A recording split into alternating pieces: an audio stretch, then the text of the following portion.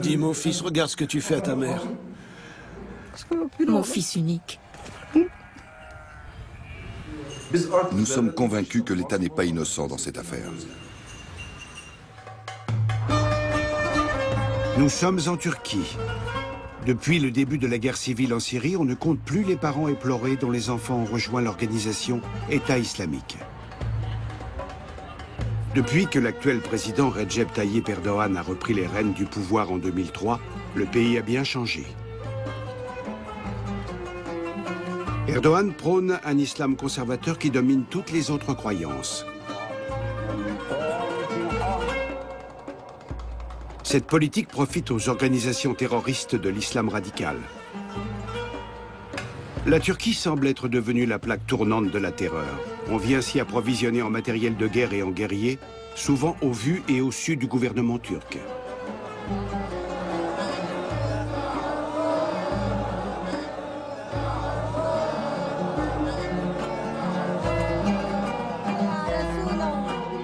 Au total, environ 3000 citoyens turcs auraient rejoint les rangs de l'organisation État islamique. Officiellement, la République de Turquie combat Daesh sur son territoire. Néanmoins, malgré le mur qu'elle élève et les fossés qu'elle creuse le long de sa frontière avec la Syrie, force est de constater qu'elle demeure, selon de nombreux témoins, une terre de transit pour les djihadistes. Nous vous proposons un voyage à travers la Turquie. Nous irons sur les lieux où Daesh recrute ses soldats. Nous rencontrerons des familles qui ont perdu leurs enfants partis faire le djihad. Et nous nous entretiendrons avec des personnalités du monde politique qui tiennent l'État pour responsable.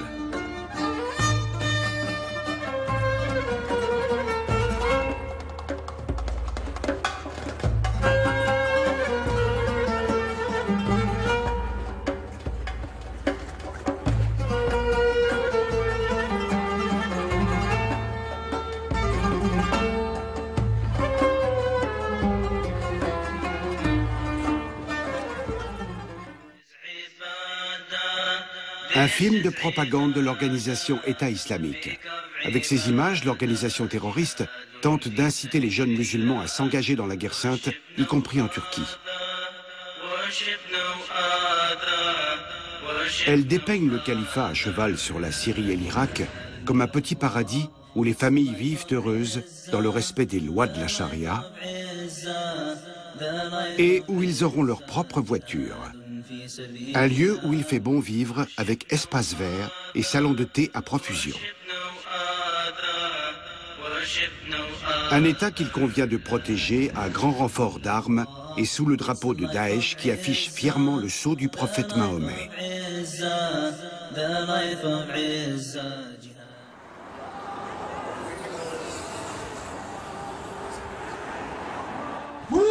Une manifestation à Istanbul dirigée contre le journal satirique Charlie Hebdo le jour anniversaire du massacre.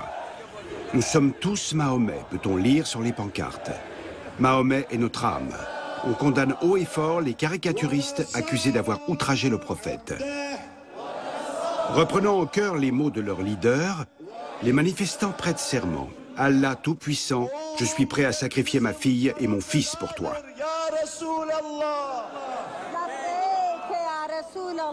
Des milliers de jeunes Turcs ont répondu à l'appel de Daesh et combattent à présent en Syrie et en Irak dans le camp des djihadistes.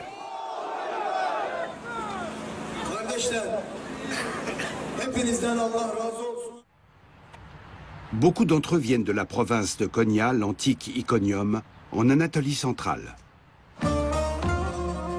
La capitale de cette province a toujours été le fief des islamistes en Turquie. De nombreux groupes et organisations islamiques y prospèrent.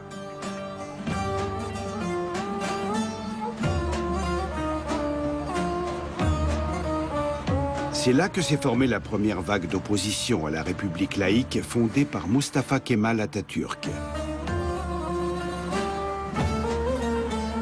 Il n'est donc pas étonnant qu'à Konya, les partis islamistes conservateurs tels que l'AKP, actuellement au pouvoir, arrivent régulièrement en tête aux élections. Nous nous mettons en route pour un village situé à 40 km au sud de Konya, près de la petite ville de Djoumra.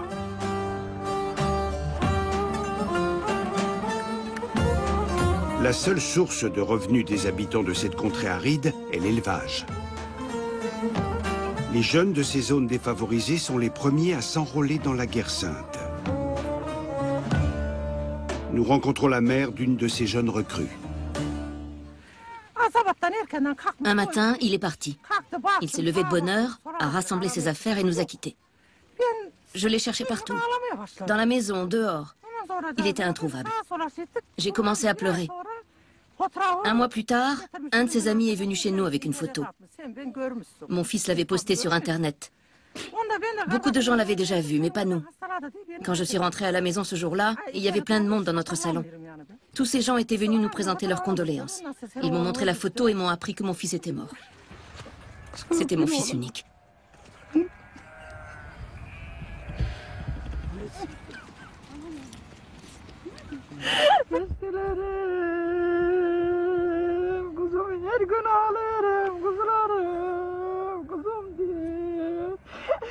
Bayram Meric est l'un des nombreux jeunes de la province de Konya à avoir rejoint l'organisation État islamique. 2 ans plus tard, il a été tué. Il avait 28 ans.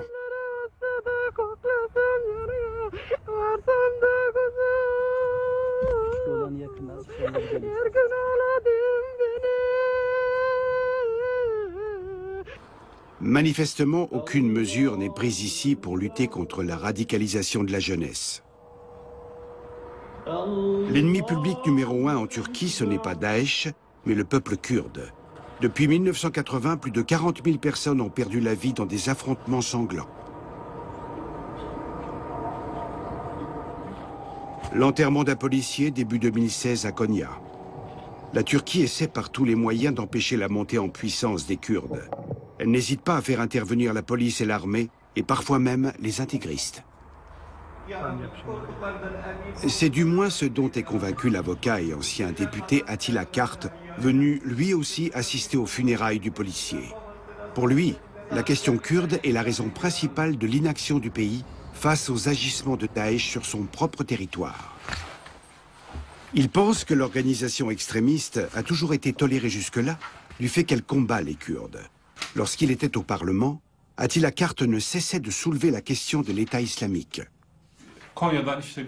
Des groupes de jeunes montent dans les bus de nuit à Konya pour rejoindre Gaziantep et se rendre à telle adresse. Nous avons signalé aux autorités les personnes qui organisaient ces rassemblements. Nous nous sommes entretenus avec le gouverneur. Ce dernier a demandé aux responsables des services de renseignement de me contacter. Je lui ai fourni les noms des personnes et l'adresse à Gaziantep. La police se rend sur place mais ne découvre aucun fait délictuel. Par conséquent, elle ne peut pas intervenir. Des soldats de Daesh sont régulièrement faits prisonniers par les milices kurdes en Syrie. Certains d'entre eux ont avoué opérer en Turquie. Les agences kurdes nous ont laissé accéder à des rapports d'interrogatoire qui révèlent l'importance du rôle que joue Konya pour l'État islamique.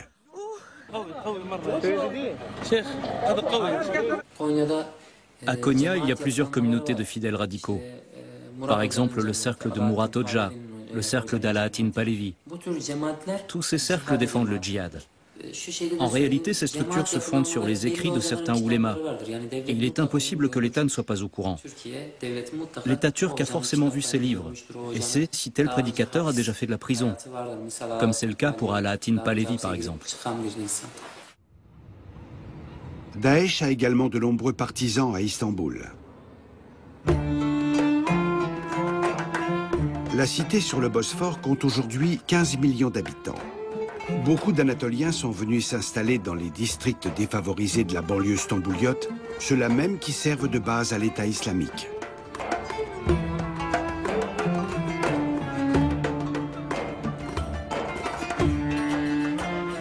C'est là que l'organisation forme des groupes qui se radicalisent peu à peu jusqu'à passer à l'acte en rejoignant l'État islamique.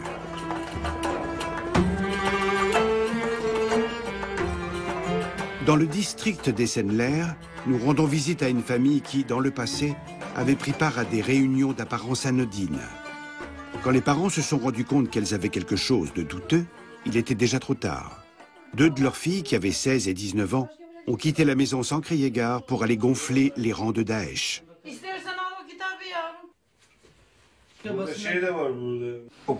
Voici les magazines qu'elle lisait. Elle les lisait déjà avant les élections. Ces individus élaborent leurs propres thèses et font subir un vrai lavage de cerveau à nos enfants. Nos filles étaient comme envoûtées. Après avoir lu ça, elles ont jeté toutes leurs affaires. Elles ne s'intéressaient plus à rien. À la fin, je leur ai demandé de balancer tous ces torchons à la poubelle. Outre des textes religieux, ces magazines contiennent clairement des incitations à la haine de l'Occident et de la démocratie. On peut notamment y lire « Les enfants qui fréquentent des écoles occidentales laïques auront l'âme, le cœur et l'esprit détruits. » Autre exemple, « Ceux qui votent épousent une religion appelée démocratie et tournent le dos à l'islam. La démocratie est le chef-d'œuvre de Satan. » Je ne vais pas me gêner pour donner les noms des instigateurs. Il s'agit d'un homme qui s'appelle Ebou Ansala. Il animait les discussions réservées aux hommes. Son épouse, Zeynep, recevait les femmes. Je suis allée à ces réunions 2 fois et je n'y retournerai plus. Je me suis rarement sentie aussi mal à l'aise. Toutes ces femmes portaient un niqab noir. Moi, j'étais vêtue comme d'habitude. Je me suis sentie jugée, rejetée même, parce que je n'étais pas habillée comme elle. Cet homme s'appelle Ebou Ansala, de son vrai nom Ralis Bayanjouk. À côté de lui, son épouse. Ebou Ansala n'est pas un inconnu en Turquie. Soutenu par plusieurs centaines de partisans, il a souvent fait de grands discours en public, sorte de démonstration de son pouvoir.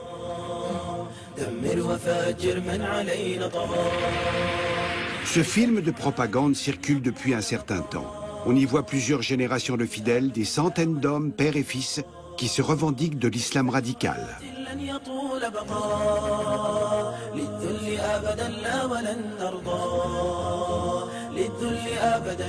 Ebou Ansala donne le ton dans le magazine Tevdit, titre qui veut dire « unicité de Dieu », et c'est lui qui fait acte d'autorité lors de tels rassemblements.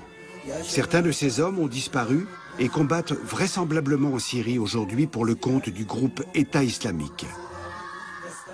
Ahmed Kadir Khan est le grand spécialiste de Daesh en Turquie. Ses écrits critiques lui ont valu plusieurs menaces de mort. Il est très bien informé sur Ebou Ansala.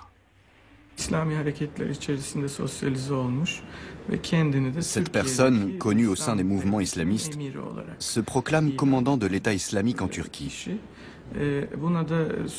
Comme l'État islamique en Syrie n'a ni confirmé ni démenti ces allégations, nous devons considérer qu'elles correspondent à la vérité. Ou du moins, que cet individu fait partie des branches dirigeantes de l'organisation. Il a fallu attendre que plusieurs familles aient perdu leurs enfants à la suite des prêches d'Ebou Ansala pour que l'État turc réagisse enfin et se décide à l'arrêter. Mais il a rapidement été relâché faute de preuves, semble-t-il. Nous sommes curieux de savoir si les fidèles d'Ebou Ansala sont encore actifs au sein de la rédaction du magazine Tevdit, situé dans le quartier de Güneşli. On continue à y voir défiler beaucoup d'hommes portant de longues barbes et des habits islamiques. Mais nous sommes vite repérés. 2 jeunes hommes s'approchent de nous et veulent savoir ce que nous filmons.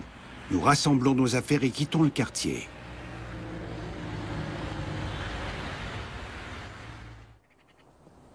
Prochaine étape, Adıyaman, dans l'Anatolie du Sud-Est. Cette ville, située sur les rives de l'Euphrate, a fait la une en 2015, lorsqu'une série d'attentats a ébranlé la Turquie. Leurs auteurs venaient tous d'Adıyaman.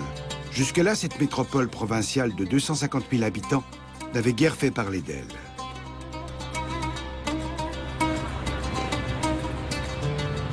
Ici, les gens se laissent bercer par leurs traditions culturelles et religieuses, sans trop se poser de questions et sans se mêler des affaires politiques. Personne ne se doutait qu'un groupuscule de kamikazes de Daesh était en train de se former en secret quelque part dans leur ville. Une organisation qui, depuis, terrorise toute la Turquie.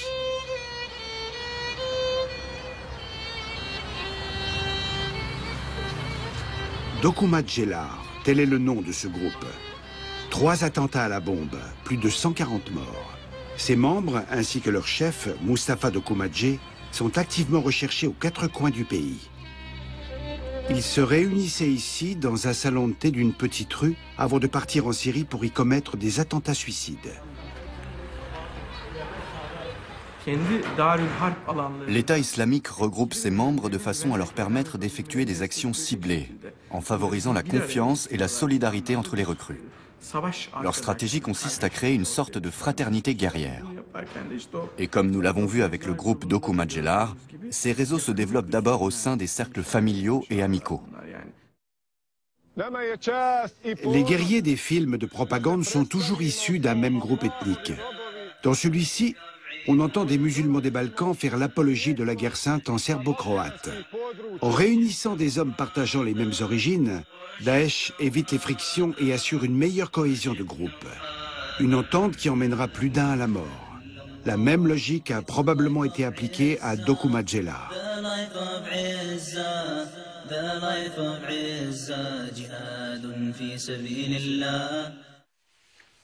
Ce groupuscule n'aurait toutefois pas dû pouvoir en arriver là, nous explique le député du parti d'opposition HDP, Behçet Yildirim. Il avait en effet eu vent de ses activités et en avait informé les autorités.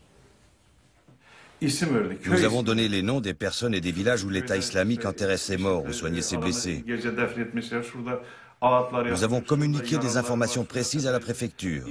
Malgré tout, le préfet nous a répondu que c'était impossible.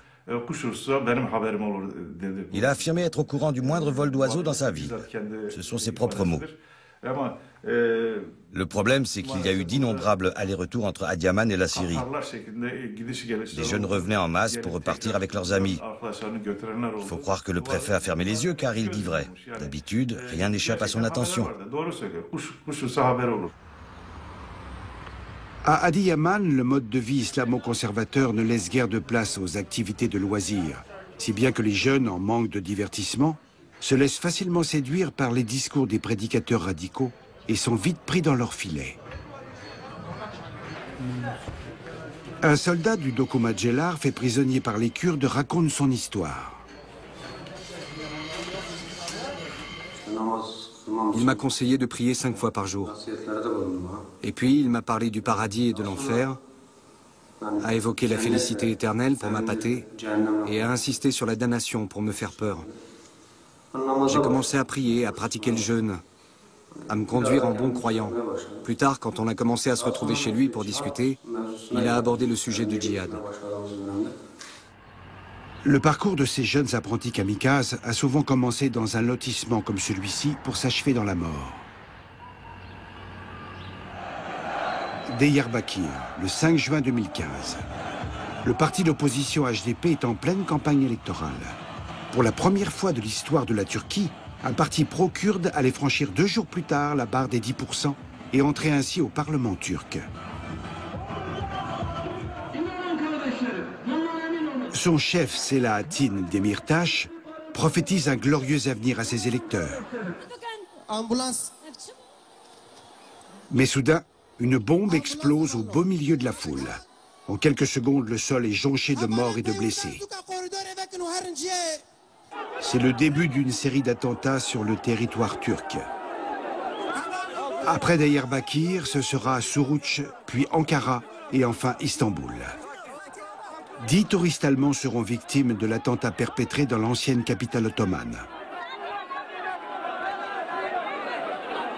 À Diyarbakir, 5 manifestants sont tués et il y a plus de 300 blessés.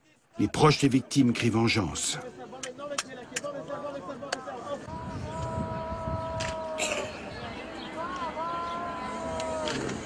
Orhan Gönder, le poseur de bombes présumé, est arrêté le lendemain.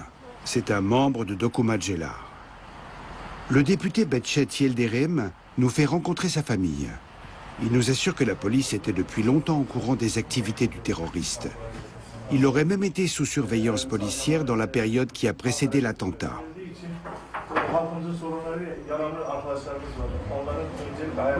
Le cousin d'Orhan Gönder nous le confirme. Il nous raconte les efforts déployés par sa famille pour faire entendre raison au jeune homme, mais aussi l'indifférence et le manque de coopération dont ont fait preuve les autorités. Nous avons identifié le lieu de résidence de notre parent avant l'attentat. Un commerçant d'Akçakale, un district d'Urfa frontalier de Talabiyat, nous a confirmé qu'il le connaissait, qu'il l'avait vu passer en Syrie et revenir. Si un commerçant est témoin de ces faits, si des plaintes officielles ont été adressées aux autorités, et si la famille de l'enfant s'est montrée aussi insistante sur le sujet, comment se fait-il que l'État n'ait rien remarqué? Aujourd'hui, nous sommes convaincus que l'État n'est pas innocent dans cette affaire. Une alliance est clairement à l'œuvre. Est-il vraiment si facile de traverser la frontière turco-syrienne dans les deux sens? Pour le savoir, nous nous rendons dans la province de Kilis, au sud. Le poste frontière turc Öncüpinar passe pour le point de transit le plus fréquemment emprunté par les djihadistes pour se rendre de Turquie en Syrie et en Irak. En élevant un mur le long de la frontière, la Turquie veut montrer sa détermination à mieux contrôler le trafic en provenance et à destination de la Syrie, sous la pression de l'Occident. Mais Öncüpinar a longtemps constitué un passage des plus sûrs pour les combattants du djihad, ainsi que nous l'apprennent certains de ceux qui ont été faits prisonniers. Il n'y avait pas le moindre soldat quand j'ai franchi la frontière pour rejoindre la Syrie. Personne. Je suis passé sans problème et j'ai salué les gens qui m'attendaient. Nous étions environ 17. Une fois que tout le monde a eu rallié le point de rendez-vous, nous avons été conduits à Cerablus. À quelques mètres du poste frontière, il y avait un chemin qui passait sous des barbelés. Voilà comment les soldats de Daesh passaient la frontière. Ces images ont été filmées par le journaliste kurde Nazem Dajdan. Nous l'avions filmé en plein travail courant 2014. Notre objectif était alors de dénoncer les pratiques arbitraires des gardes frontières turcs. Nous filmions le passage illégal des djihadistes et rebelles syriens. Les soldats turcs nous ont repérés et nous ont arrêtés à la frontière. Ils nous ont demandé ce que nous faisions. Quand nous avons répondu que nous étions journalistes, que nous nous trouvions à la frontière syrienne dans le cadre de notre activité au sein de l'agence de presse d'Ishle, ils ont commencé à nous agresser. Ils ont confisqué nos caméras. Et ce n'était qu'un début. En février 2016, Nazem Dajdan est arrêté à la frontière turco-syrienne et emprisonné pour avoir réalisé des prises de vue dans une zone de sécurité militaire. Nous revoici à Adıyaman. Le député Behçet Yildirim souhaite nous présenter un homme qui a une histoire étonnante à nous raconter. Ce qu'il a vécu démontre de façon flagrante que les terroristes de Daesh séjournent en toute légalité en Turquie. Nous rencontrons Mehmet Dündar dans un bureau du parti de l'opposition HDP. Ses fils jumeaux, Mehmet Gazi et Ömer Deniz, ont rejoint l'organisation État islamique en 2014. Ils se sont tous deux mariés au califat, puis un beau jour, ils ont refait surface chez leurs parents.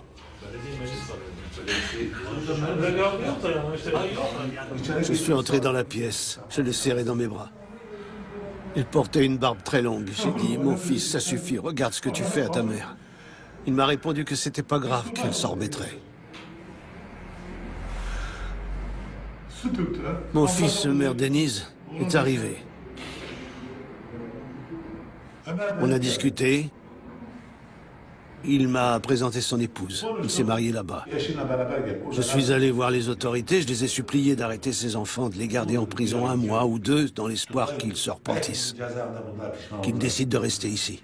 On m'a répondu que c'était impossible, que ces jeunes étaient partis de leur plein gré, qu'ils étaient tous majeurs et que le ministère n'était pas en mesure d'intervenir. Les deux frères sont retournés en Syrie. Il est à peine croyable que la justice turque ne puisse rien faire contre des combattants de l'État islamique en puissance. Nous allons à présent dans la province littorale de Hatay. Sa capitale est Antakya, l'antique Antioche. On la soupçonne d'abriter elle aussi de nombreux islamistes radicaux qui se seraient introduits en Turquie en profitant du flux de réfugiés, à en croire les habitants.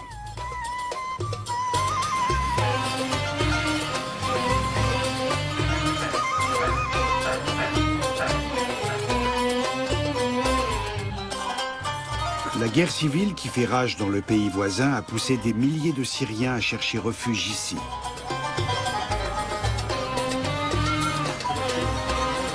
Les chrétiens de Hatay se sentent particulièrement menacés par les islamistes radicaux. Nous rencontrons Soufi Zarif, avocat et membre de la communauté orthodoxe d'Antakya. Autrefois, 30% des habitants de la ville étaient chrétiens. Aujourd'hui, ils ne représentent même pas 0,5% de la population. Soufi Zarif est lui aussi convaincu que des islamistes intégristes sont à l'œuvre dans sa région. Il lutte pour la survie de sa communauté à Antakya. Une course contre la montre, car de plus en plus de chrétiens quittent la région pour gagner l'Europe.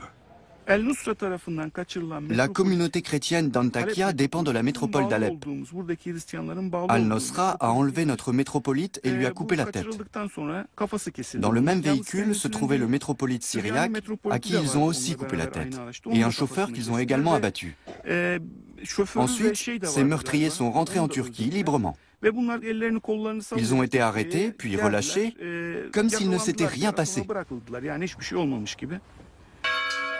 Jadis, Antioche était un haut lieu de la chrétienté. Lieu où, pour la première fois, les disciples du Christ ont été nommés chrétiens. La ville abrite la deuxième plus vieille église chrétienne du monde.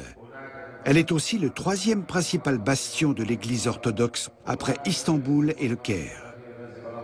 Le premier patriarche de l'église d'Antioche n'était autre que Saint Pierre.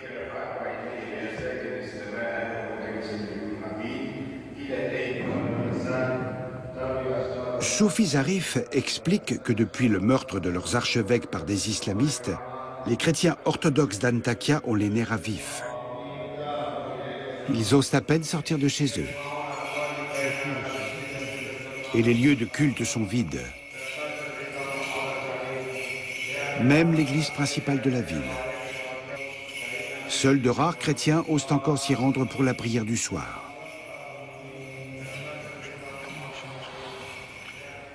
Le chef de la police nous a recommandé de fermer nos portes et nos fenêtres. Comme vous le savez, il y a eu des explosions à Ankara, à Istanbul et dans d'autres villes. Les terroristes visent les citoyens non musulmans, en particulier chrétiens, afin de susciter un écho en Europe. Ce climat est inquiétant, bien entendu. Certains fidèles ne fréquentent plus les lieux publics, n'assistent plus à la divine liturgie. Nous espérons que cette situation ne va pas durer. La communauté arménienne de la province de Hatay s'amenuise elle aussi de plus en plus. Voici les derniers Arméniens du Moussada, le mont Moïse. Des 7 villages arméniens disséminés autrefois dans la montagne, seul Vakifli a survécu jusqu'à aujourd'hui. Mais il finira tôt ou tard par être déserté lui aussi. La pression politique et sociale pousse les Arméniens à émigrer. Et ceux qui restent vivent dans l'angoisse. À quelques kilomètres seulement de l'autre côté de la frontière, c'est la guerre.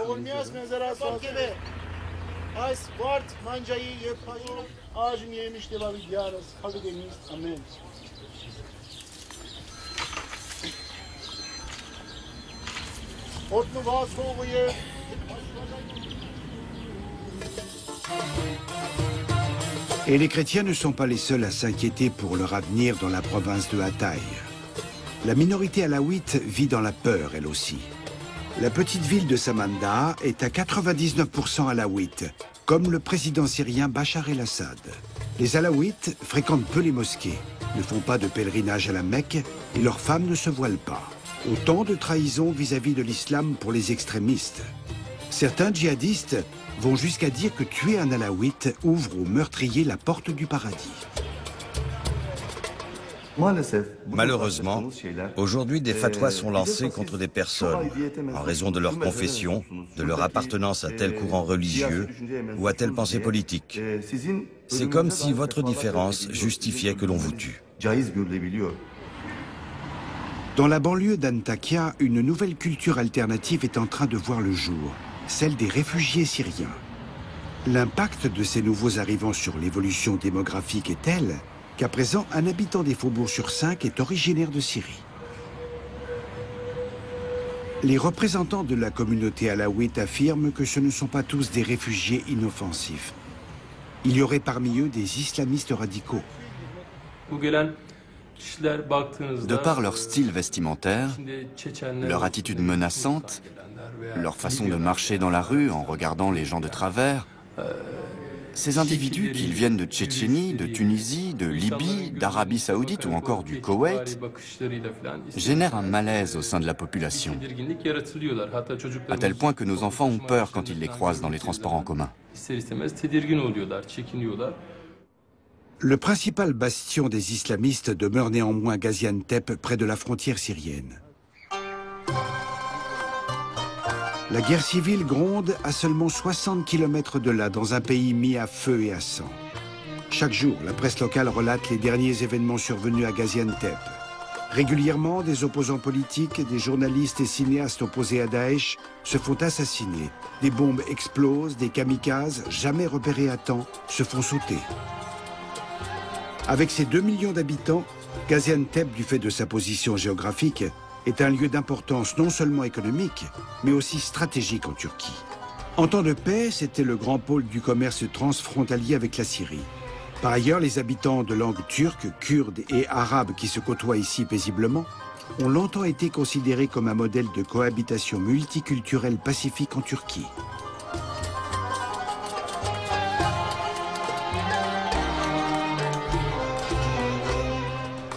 Gaziantep est aujourd'hui plus peuplé que jamais. On estime à plus d'un demi-million le nombre de réfugiés de guerre syriens installés ici. Ils se sont établis dans les quartiers périphériques, ont ouvert des magasins et construit toute une infrastructure au sein de laquelle ils mènent une vie à part. Personne d'autre qu'eux ne semble savoir ce qu'il s'y passe, pas même la police.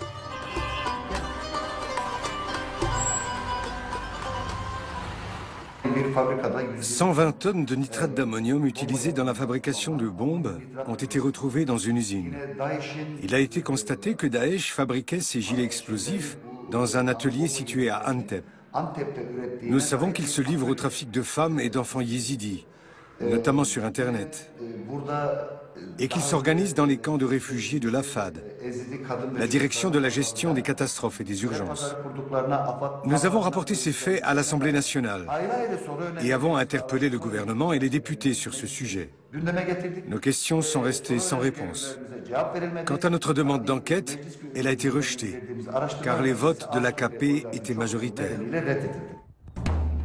Plus de 2 millions de réfugiés de guerre syriens vivent aujourd'hui en Turquie, dont 300 000 environ dans des camps pour la plupart proches de la frontière turco-syrienne.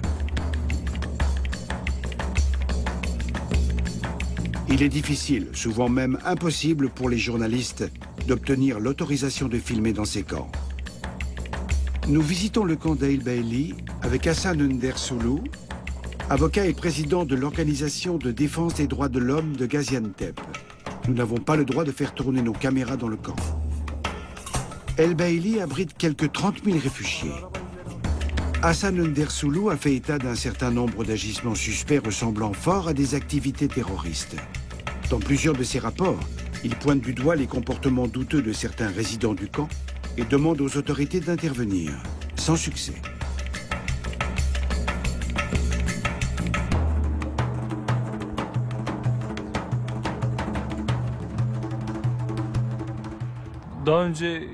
Après les attentats commis par l'État islamique sur le sol turc, on a retrouvé sur certains kamikazes des papiers d'identité délivrés par l'AFAD ou d'autres camps de réfugiés. Parfois même des relevés d'empreintes digitales prises lors de soins effectués dans ces camps. On voit bien que ces djihadistes ne se font pas exploser à peine arrivés en Turquie. Ils commencent par s'implanter et par amasser de l'argent et des armes. Le député du parti d'opposition HDP, Mahmoud Torul, est convaincu que Daesh est omniprésent à Gaziantep. Il nous accompagne dans un quartier kurde. Mahmoud Torul est l'un des 153 députés dont l'immunité parlementaire a été levée en mai dernier.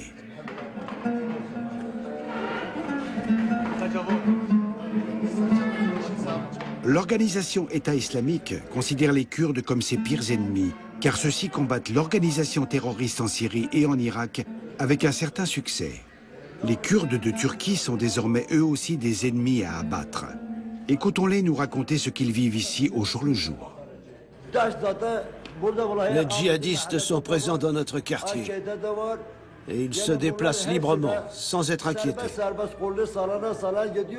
J'étais au bureau du parti quand l'un d'eux a débarqué et m'a menacé. Vous avez tué mon frère, je vais faire sauter votre magasin. Après quoi, il est parti. Ils sont partout. Partout. La frontière turco-syrienne est-elle toujours aussi perméable qu'on le prétend? Nous voulons en avoir le cœur net. Hassan Undersulu nous accompagne, ainsi que le maire d'Oylum, un village frontalier. À un moment donné, ce dernier nous recommande de nous arrêter. Le terrain devient dangereux.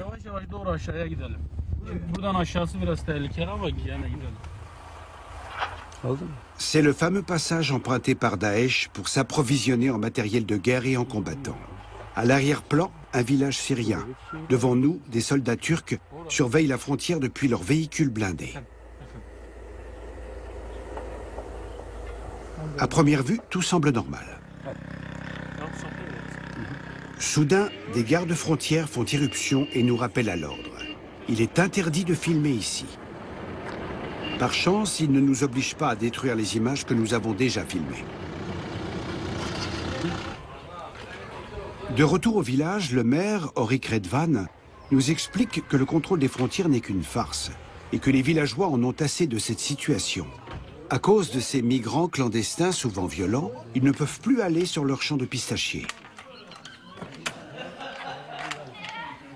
Orik Redvan affirme que les membres de plusieurs groupuscules terroristes circulent entre la Syrie et la Turquie le plus librement du monde par ce point de passage. Il les connaît si bien qu'il est même capable de les différencier les uns des autres. Les partisans de Daesh portent une longue barbe et se rasent la moustache. Ceux du front Al-Nosra portent la barbe complète. Quant à l'armée régulière syrienne, je ne saurais vous dire puisqu'on ne la voit pas beaucoup par ici. En revanche, les soldats de Daesh et d'Al-Nosra sont bien présents. Rien que le mois dernier, le chef local de Daesh était assis ici, à côté d'un passeur. Ce dernier m'a dit que son interlocuteur officiait comme commandant de l'organisation dans la région. J'en ai informé la police et la gendarmerie je ne sais combien de fois. En vain. Lorsque nous quittons le village, nous croisons un groupe d'hommes en tenue de soldats au niveau du poste frontière de Njupinar. Certains ont la jambe enveloppée de bandages et s'appuient sur des béquilles. Quand ils remarquent notre présence, ils se détournent pour ne pas être reconnus. On entend souvent que les blessés se font soigner dans les hôpitaux d'Antep. Quand nous posons la question à la direction de l'administration municipale, on nous répond que la ville n'apporte pas son aide à Daesh, mais à l'armée syrienne libre. Le problème, c'est que l'armée syrienne libre n'existe plus depuis longtemps. Les groupes qui restent sont Al-Nosra, Ahrar al-Sham et Daesh. Par conséquent, la Turquie sait pertinemment que toute aide apportée aux membres de ces organisations profite à Daesh, même si c'est de manière indirecte. De plus en plus de vidéos tournées clandestinement sont diffusées par les médias turcs opposés au gouvernement. Ces images prouvent que des djihadistes blessés venus de Syrie sont soignés dans des hôpitaux turcs.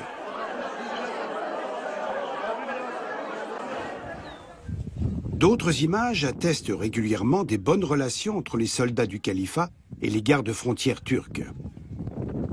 Celle-ci, par exemple, on y voit des soldats turcs au poste frontière en pleine conversation avec des membres de Daesh, côté syrien. Mais ce n'est là que la partie émergée de l'iceberg, si l'on en croit un membre de l'organisation terroriste fait prisonnier par les Kurdes. Les services secrets turcs sont venus nous chercher à Jerablus en Syrie.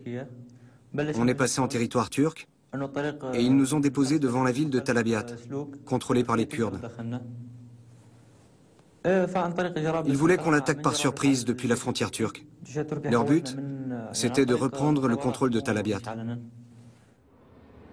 Une équipe de télévision turque a observé des manœuvres similaires près de la ville de Kobané, située du côté syrien. Depuis 2015, le groupe État islamique attaque Kobané avec force artillerie et une cinquantaine de blindés. Il réussit à prendre le contrôle de plus de la moitié de la commune kurde. Mais la ville ne tombe pas, car les combattants kurdes opposent une résistance farouche aux guerriers d'Allah.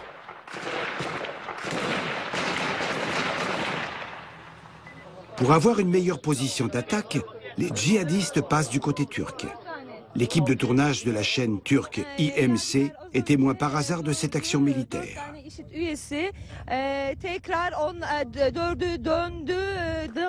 Les terroristes passent la frontière devant leurs caméras et les chars turcs.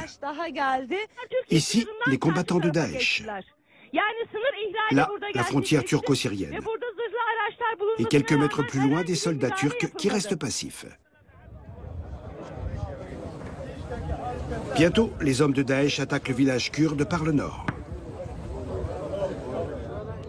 Les militaires turcs finissent par réagir, mais au lieu de poursuivre les combattants de l'État islamique, ils s'en prennent aux journalistes qu'ils enjoignent de quitter la zone immédiatement.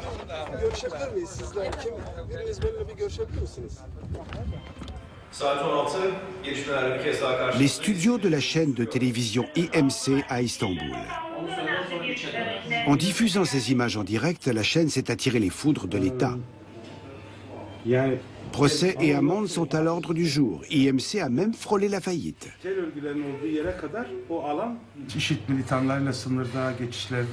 Nous avons réussi à filmer en direct des images prouvant que le passage des militants de Daesh d'un pays à l'autre était en quelque sorte facilité par les autorités turques. Bien entendu, cela a fort déplu au gouvernement.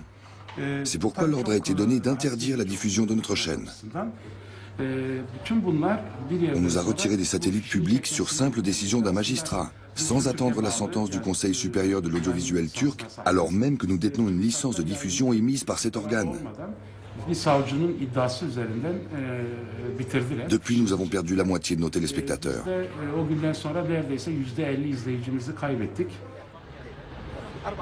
Nous revoici à la frontière turco-syrienne.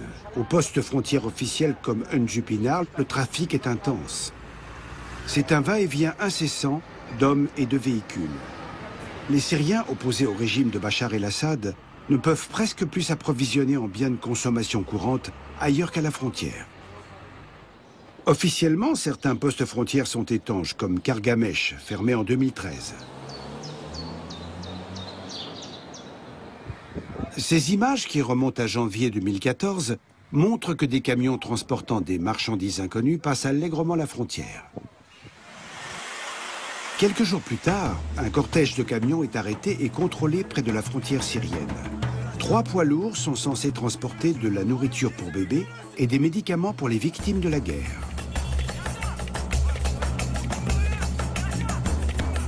En fouillant bien, les forces de sécurité turques trouvent du matériel de guerre destiné aux djihadistes, des centaines de missiles et de grenades.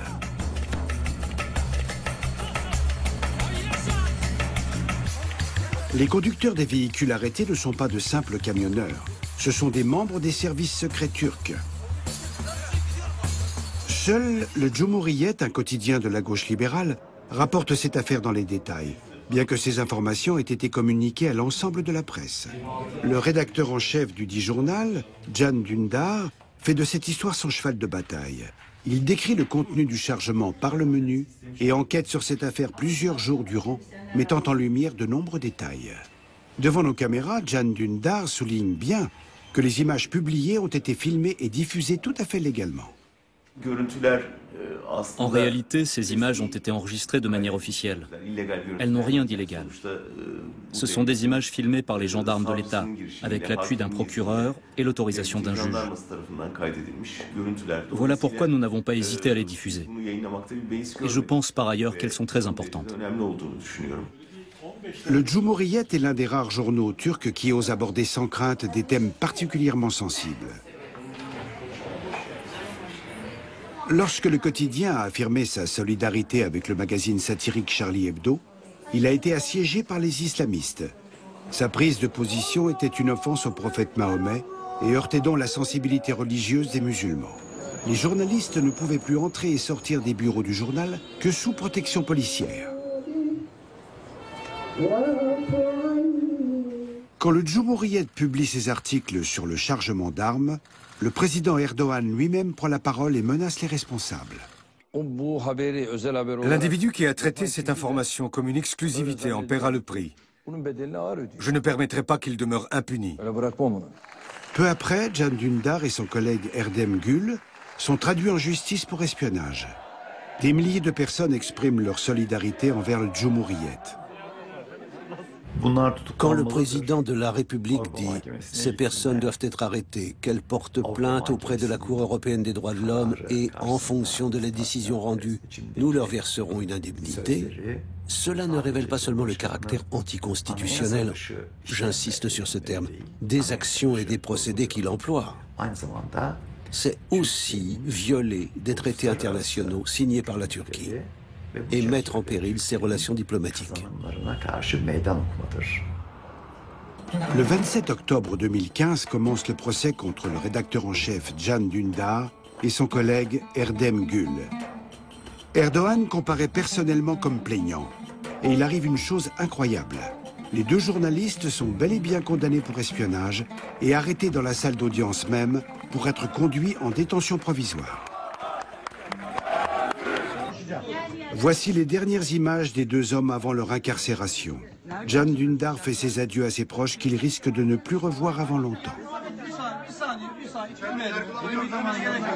Ça donne l'impression quand même que le gouvernement turc a des choses à cacher. Parce qu'envoyer des journalistes en prison, parce qu'ils ont révélé, photos, vidéos à l'appui, l'existence de livraisons d'armes au motif de convois humanitaires vers des groupes islamistes du nord de la Syrie, c'est bien montrer qu'il y a des vérités qui sont dérangeantes pour le pouvoir turc. C'est terrible pour un journal comme Cumhuriyet, qui est attaqué de toutes parts. Cumhuriyet, c'est pas n'importe quoi, c'est une institution de la presse turque. Les forces de sécurité et les magistrats qui ont ordonné le contrôle du chargement des camions et procédé à celui-ci ont eux aussi dû rendre des comptes.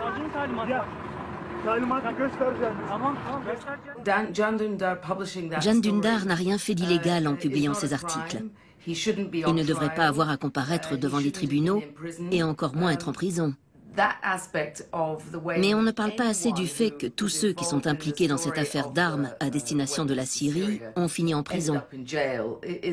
On entend parler du côté médiatique de l'histoire, mais on passe sous silence le fait que le système judiciaire lui-même a été victime des mesures répressives du gouvernement. Des milliers de personnes sont descendues dans la rue pour protester contre l'arrestation des journalistes et réclamer leur libération. Parmi les manifestants, des députés du Parti social-démocrate d'opposition CHP qui ont inscrit à l'ordre du jour des débats parlementaires la collaboration de l'État turc avec le groupe État islamique. Le plus connu d'entre eux est Eren Erdem. Il a signé de nombreux rapports dévoilant les activités criminelles de Daesh. La capitale turque, Ankara. Quelques jours après l'arrestation des journalistes, le scandale s'intensifie. Eren Erdem présente au Parlement de nouveaux éléments prouvant qu'il y avait bien volonté de la part du gouvernement de livrer des armes au califat. Vous savez ce qu'a dit Irfan Fidan, le procureur qui a demandé l'arrestation de Can Dündar? Que ce dernier n'avait pas calomnié le gouvernement et le président de la République, qu'il avait partagé une information véridique, qu'il avait partagé un secret d'État. Mais sur quoi portait donc cette information qui n'est pas une calomnie et qui a officiellement été transcrite comme telle par Irfan Fidan? Eh bien, elle portait sur la livraison d'armes à Daesh. Eren Erdem communique ensuite le résultat de ses recherches à la presse, la preuve noir sur blanc de la collaboration du gouvernement turc avec le groupe État islamique. Cela lui vaut d'être à son tour attaqué par le président de la République turque en personne. Le peuple leur fera manger toute la haine qu'ils vomissent et toutes les calomnies qu'ils répandent. Que personne n'en doute. À la suite de l'allocution d'Erdogan, le député devient la cible des médias. C'est un citoyen en colère qui nous parle. Il procède ainsi. D'abord, il vous désigne comme cible en vous discréditant au sein de la société. Ensuite, il vise votre domicile et veille à ce qu'une foule de pauvres d'esprit assiège votre maison. Des individus sont même venus protester devant chez moi en chantant l'hymne national. Les agents de sécurité et la police sont intervenus. Plus tard, l'État m'a fourni une escorte. L'État a promis de protéger la personne transformée en cible mouvante par ses propres calomnies. Un seul agent de sécurité a été détaché pour assurer ma protection. Il a essayé de me protéger, mais bien sûr, il n'a pas réussi à repousser l'attroupement qu'il y avait devant chez moi. Alors, craignant pour l'avenir de mon enfant et de ma femme, je les ai envoyés à l'étranger. Face à l'indignation grandissante, au plan national comme international, la Cour constitutionnelle turque fait libérer Can Dündar et Erdem Gül, n'en déplaise au président. c'est la première fois qu'une institution turque agit contre la volonté d'Erdogan. Le procès des 2 journalistes continue, mais ceux-ci sont désormais libres. Juste avant l'énoncé du verdict, le 6 mai 2016, Can Dündar est la cible d'un attentat. Il n'est pas touché. Un autre journaliste, en revanche, est légèrement blessé. L'auteur de l'attentat est arrêté sur place.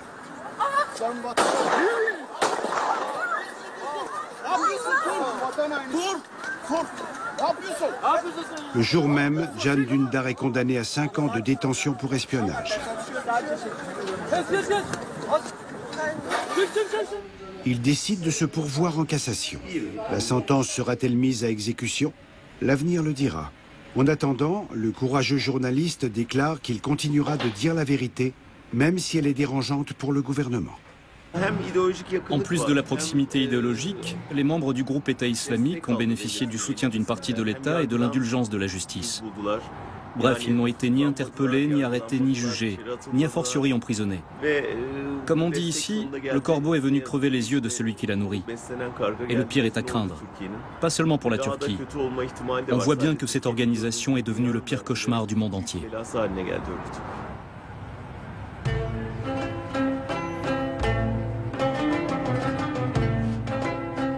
De fait, Daesh a déclaré la guerre à la Turquie et commet maintenant des attentats en série avec une prédilection pour les lieux très touristiques.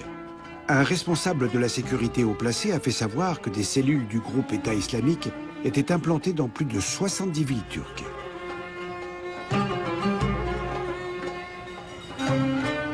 La Turquie a longtemps profité de sa position stratégique entre l'Orient et l'Occident.